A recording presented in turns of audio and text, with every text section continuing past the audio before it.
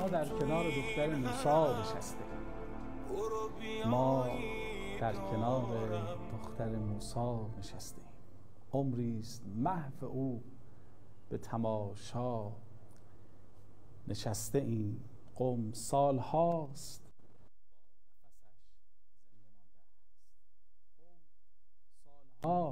با نفسش زنده مانده است. باور کنید پیش مسیحا نشستیم. زیارتتون قبول باشه به نام خدای مهربان و با عشق به دختر دردانه امیرالمؤمنان جناب وجود مقدس حضرت فاطمه معصومه که سلام خاکیان و درود افلاکیان بر او باد.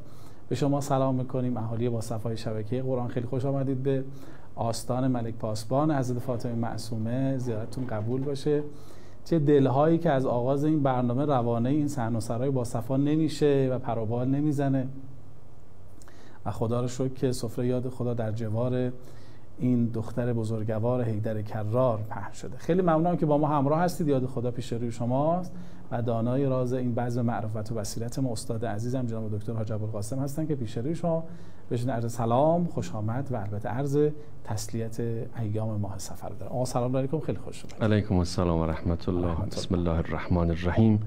عرض سلام و ادب دارم محضر بینندگان عزیز و من هم به سهم خودم تسلیت عرض میکنم ایام ماه سفر. خیلی ممنونم. روزهای بسیار بسیار سختی داره بر اهل بیت خدا میگذره و ابتدای ماه سفر یادآور لحظات بسیار سختی است برای کاروانیان دشت نینوا که تسلیت بگیم به وجود مقدس آقا جانم حضرت حجت بن الحسن سلام الله علیه و استاد حاج ابوالقاسم در خصوص نصرت الهی چند روزی با هم صحبت کردیم. چجوری خدا رو یاری کنیم، خدا چجوری ما رو یاری میکنه و اینکه این آیه زیبا ان تنصروا الله ینصرکم و یثبت اقدامکم. خب نصرت الهی رو فرازهای زیبایی رو جناب عالی فرمودید، استفاده کردیم، بهره بردیم.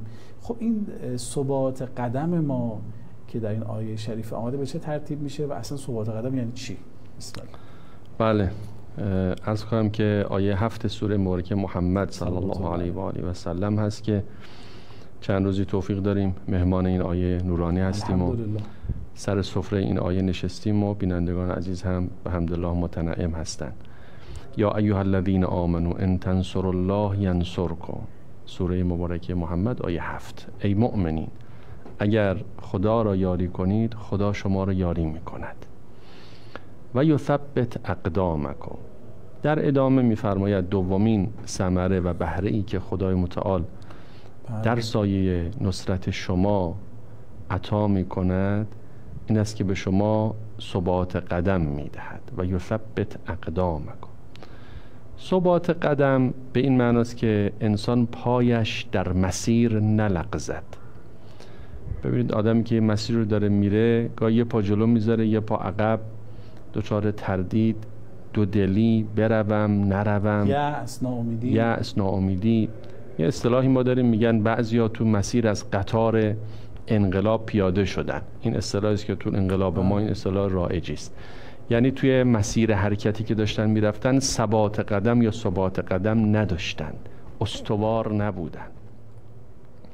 میگه اگر به یاری خدا بیاید خدا شما رو یاری میکنه، به شما استواری و استحکام در مسیر میده. یعنی با اطمینان خاطر و با قاطعیت تو مسیری که دارید میرید میایستید. یعنی استاد نتیجه نصرت خدا میشه ثبات قدم. میشه ثبات قدم. این ثبات قدم رمز پیروزیه. میدونید یعنی خدای متعال یکی از جلوه های نصرت خودش رو همین ثبات قدم قرار میده. ما در این روزها راجع به جلوه های نصرت خدا صحبت کردیم. یکیش همینه. خدا چجوری ما رو یاری میکنه؟ اینکه به ما استحکام در مسیر میده. اصلا تو جنگ اونی که محکمتر بایسته اون پیروزه و دوام بیاره. بله. جنگ در واقع جنگ اراده هاست نه جنگ تسلیحات. سلاح ها اینا بخشی از جنگه. اون حقیقت جنگ که تعیین کننده از کی پیروز میشه که شکست میخوره جنگ اراده هاست. مثل همین جنگ 12 روزه. واقعا همینطور. اونی که اراده برتر و بالاتری داره با صلابت میایسته او پیروزه، او برنده است. نه اونی که F-35 داره و بمب‌های سنگر شکن داره و نمیدونم عرض کنم که کلاهک هسته‌ای داره و اینا رو رژیم صهیونیستی خیلی داره. شاید 300 تا، بعضیش که ما اصلا هیچی نداریم. مثلا کلاهک هسته‌ای که ما اصلا نداریم، 300 تا کلاهک هسته‌ای 35 هم نداریم. ولی کی برنده است؟ اونی که در این جنگ اراده ها اراده برتر از آن است که قرآن تعبیر میکنه به ثبات قدم یا ثبات قدم، این استواری در مسیر. حالا این چجوری به دست میاد؟ من یک کمی میخوام درباره این صحبت کنم. بله خدا فرموده است اگر منو یاری کنید من به شما ثبات قدم میدم. راهش چیه؟ مسیرش چیه؟ یا به تعبیر دیگر چه چیزهایی میتونه این ثبات قدم رو دچار خدشه کنه و از بین ببره و از ما بگیره، این استواری در مسیر رو از ما بگیره؟ چرا بعضی اول انقلاب همراه بودن، بعد به مرور فاصله گرفتن، منحرف شدن، بعضی اصلا در مقابل انقلاب ایستادن. بله. چی میشه انسان ها این ثبات قدم رو از دست میدن؟ استاد جواد قاسم، من شاگردی بکنم، حتی تو خود صحنه کربلا هم شاید نزدیک هزاران نفر محضر سید الشهدا بودن در سرزمین کربلا، اما تا لحظه آخر با حضرت نماندن، ثبات قدم پیدا نکردن. حالا در مورد کربلا البته تو مسیر خب بعضیا جدا شدن، اما عده معتقدن اونهایی که آمدن تو کربلا همه موندن، غیر از یکی دو نفر که اجازه گرفت. اما مثال بهتر بخوایم بزنیم، مردم کوفه. ببین حضرت مسلم سلام الله علیه وقتی آمد عده زیادی دورش گرفتن، ما کنار تو هستیم، ما با شما هستیم. اما رفته رفته چی شد؟ دور این مرد خدا رو تنها خالی کردن و او رو تنها گذاشتن. به جایی رسید پشت سرش نگاه کردید هیچ کس نیست. یعنی مردم کوفه مردمی بودن که دچار تزلزل در تصمیم بودن و اراده قوی نداشتن که پشت سر سفیر امام حسین علیه السلام و نماینده اون حضرت و نائب اون حضرت بمانند و ایستادگی بکنن. چگونه ثبات قدم به دست میاد، چگونه از بین میرود؟ بله. من عرضم اینه، در سوره مبارکه آل عمران آیه 147 خدای متعال به دعای مجاهدان اشاره میکنه. بله. مجاهدان دعاشون اینه، میگه و ما کان قولهم الا ان قالوا ربنا اغفر لنا ذنوبنا و اسرافنا فی امرنا و ثبت اقدامنا. مجاهدان راه حق سخنشون اینه، حرفشون اینه، میگن خدایا گناهان ما و زیاده روی های ما را ببخش و به ما ثبات قدم عطا کن. معلوم می شود انسانی که دچار گناه و معاصی یا دچار زیاده روی است، جامعه‌ای که گرفتار معاصی است یا گرفتار افراط و تفریط است، این انسان و این جامعه در مسیر آرمان ثبات قدم ندارد، نمیتونه برای امر مقدس بجنگد. ببینید حضرت آقای جوادی و بینندگان عزیز، اساساً گناهان اموری است که تعلقات ما را زیاد میکند و ما را به این عالم ماده و به این دنیای فانی گرفتار میکنه. قرآن میگه یا ایها الذین آمنوا ما لکم اذا قیل لکم انفروا فی سبیل الله اثاقلتم الی الارض. چتونه وقتی بهتون میگن بلند شید برای جهاد برید، مثل اینکه وزنتون 10 برابر شده، به سمت زمین سنگینی میکنید. دیدید بعضیان میخواد بلند کنی باید یه جرثقیل بیاری بلندشون کنی. چرا شما اینقدر سنگین شدید در چسبیدن به زمین؟ ارضیتم بالحیات الدنیا من الاخره. خدا سرشو بیان میکنه. سرش اینه که شما به دنیا به جای آخرت تن دادید و رضایت دادید. کسی که به دنیا به جای آخرت تن بدهد در مسیر مبارزه دچار تزلزل میشه، دچار تردید میشه، ثبات قدم نداره، نخواهد داشت. چی میشه؟ آلوده دنیا میشه. گناهان انسان آلوده دنیا میکنه. گناهان همون کارهایی است که خدا گفته زیاده روی نکن در استفاده از لذاذ دنیوی. اینا یه حدی داره، حتی حلالش. حالا حلالش بماند، حرامش قطعا تو رو زمینگیر میکنه و گرفتار میکنه. کوتاهی نکن در انجام برخی از وظایف و تکالیفت. چرا باید نماز بخونم؟ تا این تعلق کم بشه. چرا باید روزه بگیرم؟ تا این تعلق کم بشه. روزه نمیگیری، نماز نمیخونی، واجبات مالی رو ادا نمیکنی، اینا میشه ذنوب. یه کاری هم که نباید انجام بدی میشه اسراف. ذنوب یعنی کوتاهی ها، اسراف یعنی زیاده روی ها. اونی رو که ما بهش میگیم گناه تو فرهنگ قرآن اسمش اسراف.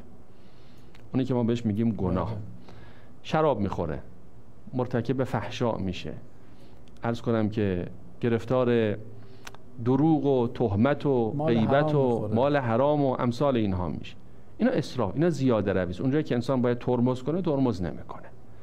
ذنوب اونجایی که انسان باید کاری انجام بده انجام نمیده. در واقع ذنوب کوتاهی هاست، اسراف زیاده روی هاست. خدایا کوتاهی ها و زیاده روی های ما رو ببخش. اگر این دوتا سراغ آدم آمد، آدم دیگه از ثبات قدم محروم میشه. بله. حالا قرآن ببینید در سوره مبارکه آل عمران در تحلیل شکست مسلمانان در جنگ احد چه تعبیر دقیقی به کار برده. می‌فرماد ان الذين تولوا منكم يوم التقى الجمعان انما استزلهم الشیطان ببعض ما کسبوا. اونایی که در روز ملاقات دو گروه پا به فرار گذاشتن و صحنه رو خالی کردن و پیغمبر رو تنها گذاشتن، شیطان اونها رو به لغزش واداشت به خاطر گناهانی که انجام داده بودن. یعنی اونایی که قبل از جنگ دچار گناه و معصیت هستن، تو میدان جنگ اون لحظه دیگه لحظه فکر نیست. در لحظه جنگ انسان بر اساس نهاد در واقع استعداد و تواناییش و قوه و حالا اون چه که در وجود اون نهادینه شده انسان عمل میکنه. انسان باطن خودش رو آشکار میکنه در اون لحظه. بله. اون لحظه است که عرض کنم که خفیات نفس انسان بروز میکنه.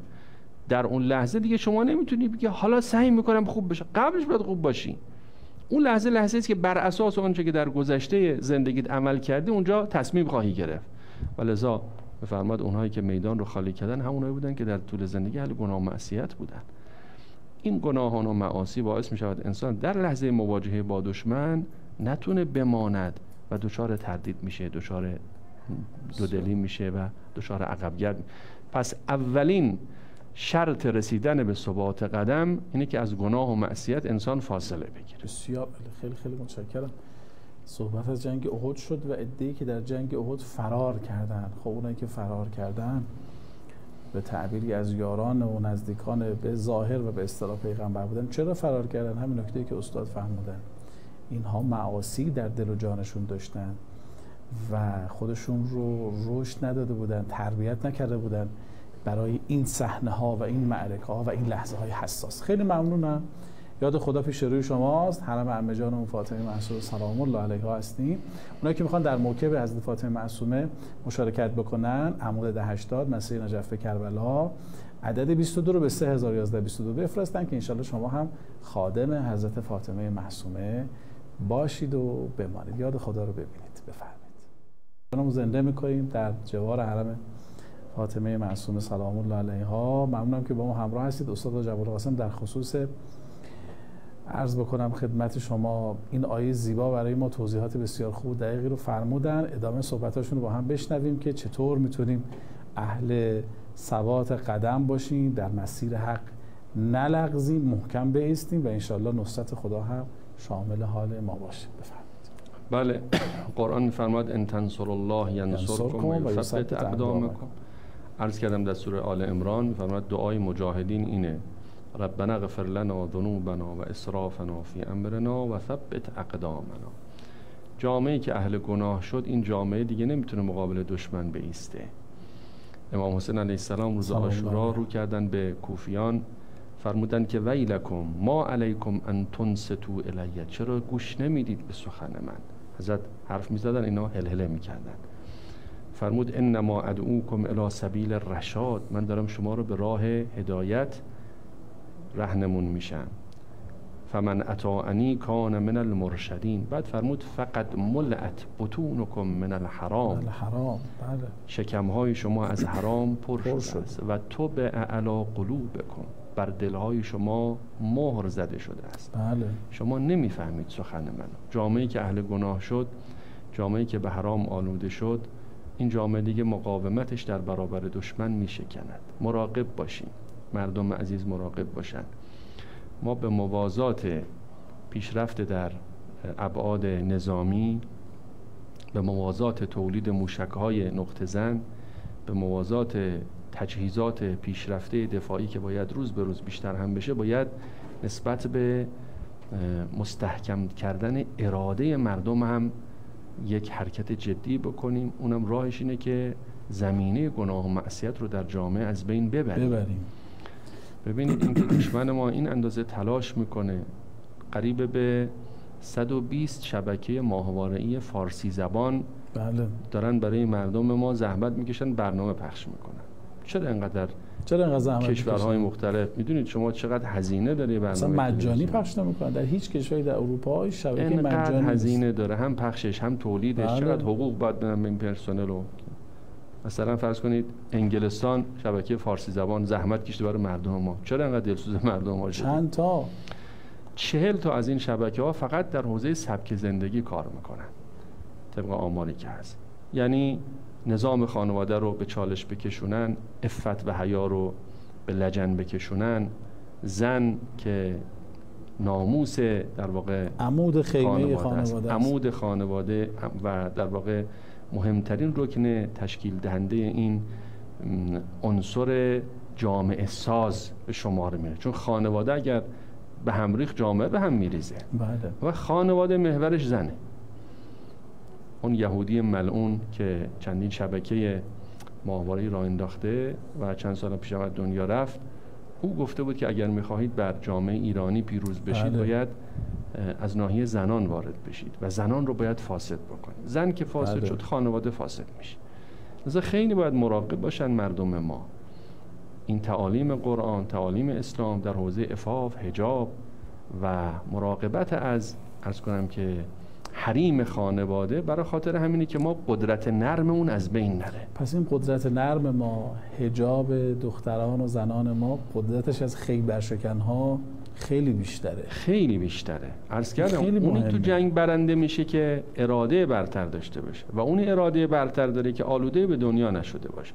ببینید مردم یمن، آخ درود بر این مردم. چه مردم بزرگواری، چقدر قدرتمندن، چقدر قدرتمندن. با دست خالی ها التیماتوم دادن، گفتن تا 3 روز دیگه اگر مرزهای غزه باز نشه، ما تنگه باب المندب رو به روی کل کشتی‌های همه کشورها میبندیم. از هیچی هم نترسیدن، محکم ایستادن. رژیم صهیونیستی مجبور شد، تسلیم شد. بله. تسلیم شدن. بالاخره مواد غذایی مقداری به غزه رسید. این قدرت از کجا اومده؟ این قدرت ایمان از کجا اومده؟ از نوع زیست اونها، عدم تعلق و آلوده به دنیا نشدن. ساده زیست هم هستن. این خیلی نکته مهم است. ما اگر آلوده به دنیا شدیم، بدونیم بیشترین تجهیزات و تسلیحات هم داشته باشیم، شکست می‌خوریم. کما که رژیم صهیونیستی اینطوری شد. و مردم بدانن تا مادامی که ما به لحاظ التزام به دستورات دینی جلوتر از ملت‌های دیگر باشیم، دست برتر از آن ماست. ولا تهنوا ولا تحزنوا وانتم الاعلون ان کنتم مؤمنین. یه نکته دیگه هم عرض بکنم، نمیدونم چقدر وقت داریم. خواهش می‌کنم فرمایید. این جمله در زیارت عاشورا هست، خیلی جمله عجیبی. بچه‌ها وقتم به من بگید ممنون میشم خیلی. بله. می‌فرماد فاسأل الله الذي اکرمنی بمعرفتکم و معرفت اولیائکم و رزقنی البراءة من اعدائکم ان یجعلنی معکم فی الدنیا والآخرة و ان یثبت لی عندکم قدم صدق. یعنی حسین جان، من از خدا میخواهم که به من ثبات قدم بدهد در رکاب شما. منتها قبلش خدا یه چیزای دیگه به من داده که با اعتماد به اونها دیگه الان خیالم راحته، میتونم ثبات قدم داشته باشم. اون چیزها، اونا نکاتی است که ثبات قدم میاره. 3 تا نکته گفته. 1. خدا شما را به من شناساند. اکرمنی به معرفتکم. من مقام شما رو فهمیدم شما دوست واقعی منید. فهمیدم دشمنان شما دشمن منن، دشمن بشریتن. دوست حقیقی شمایید، ابلیس دشمن من. اینو فهمیدم. این 1. 2. دوستان شما رو هم شناختم. دیدم کسانی که دور شما جمع شدن یکی از یکی بهتر. اسأل الله الذی اکرمنی به معرفتکم و معرفت اولیائکم. 3. باطن دشمنان شما رو خدا به من نشان داد. دیدم چه باطن زشتی دارن. امام حسین علیه السلام در صحنه عاشورا کاری کرد که باطن دوست و دشمن آشکار بشود. تا قبل از عاشورا هنرمندی کرد. بله میگم سید شهدا واقعا هنرمندی کرد. بله. تا قبل از عاشورا ما میفهمیدیم حضرت ابوالفضل خیلی بزرگوار است، اما نمیدونستیم تفاوت از این طرف تا اون طرف تفاوت از زمین تا آسمان است. بله. بعد از صحنه عاشورا فهمیدیم که کسانی که دشمن اهل بیت علیهم السلام هستن اینها غرق در انواع زشتی ها و آلودگی ها و خلقیات حیوانی هستند و به هیچ اصلی از اصول اخلاقی و انسانی پایبند نیست. اینا رو ما فهمیدیم. خدایی که به من معرفت شما و معرفت دوستانتون و معرفت دشمنانتون و شناخت دشمنانتون رو به من داد، امید دارم که ثبات قدم در رکاب شما به من بدهد. من میخوام از جای راهبرد اتخاذ بکنم. ببینید اگر میخوایم به ثبات قدم در رکاب ولی خدا برسیم باید مراقب باشیم چهره ولی خدا رو اشتباهی به ما نشون ندن، جای شهید و جلاد رو عوض نکنند، دوست و دشمن رو در نگاه ما جابجا نکنند. کاری که دشمنان ما تو این سالها خیلی تلاش کردن، چهره رهبر معظم انقلاب رو خواستن مخدوش بکنن که به حمدالله نتونستن. خواستن چهره رژیم امریکا و اسرائیل رو تطهیر بکنن که الحمدلله نتونستن. خدا تو این دفاع مقدس 12 روزه هم حقیقت ولایت فقیه رو به مردم ایران بلکه به مردم جهان نشون داد. بله. این یک. حقیقت یاران ولایت فقیه رو خدای متعال به مردم جهان نشون داد. کسانی که با حد اقلها در راه دفاع از مظلوم سینه سپر میکنن. مردم یمن، مردم ایران با همه محرومیت‌ها، با همه تهدیدها سفت ایستادن. خدای متعال باطن دشمنان خودش رو در این یکی دو ساله به مردم جهان نشون داد. گرگ‌هایی که لباس انسان به تن کردن که از کشتن 50,000 انسان در طول کمتر از 2 سال هیچ ابایی ندارن. از گرسنگی دادن به بچه چند ماهه و زنان و از سربریدن بچه عرض کنم که شیرخوار گرفته هیچ ابایی از هیچ جنایتی ندارن. ببینید امروز بشریت حقیقت اولیاء خدا و دوستانش و دشمنانش رو شناخته، لذا امید این که انشالله بشریت ثبات قدم در رکاب ولی خدا و در راه حق رو پیدا کرده باشه بسیار زیاده. امیدواریم همین ماجرا به همین شکل جلو برود و انشالله چشمان ما به جمال ولی مطلق خورشید عالمتاب حضرت ولی اصل سلام الله علیه انشالله روشن بشود که او حقیقت مطلق است. وقت ثبات قدم در رکاب اون آقا، در گروه شناخت اون آقا، شناخت دوستان و شناخت دشمن. خیلی متشکرم استاد جواد قاسم، خیلی ممنونم. نام نازنین آقا جانمون حضرت صاحب الامر مهدی فاطمه رو آوردن استاد، یادمون نره حتما برای آقا هر روز دعا بکنیم، براشون صلوات بفرستیم. این روزها به ویژه قلب نازنینشون در دلتنگی و بیتابی هست برای روزهای مصیبت اهل بیت و از خدا بخوایم که خدا صاحب این بزم عزا رو برساند. ممنونم که با یاد خدا با ما همراه بودید. از استاد عزیزم جناب دکتر جواد قاسم تشکر میکنم. یاد خدا در کنار حضرت فاطمه معصومه رنگ و بوی دیگر داره. امیدوارم شما هم لذت برده باشید و تا یاد خدای دیگر دلتون پر از یاد و مهر و عشق خدا باشه. یا علی مدد. خدا نگهدار.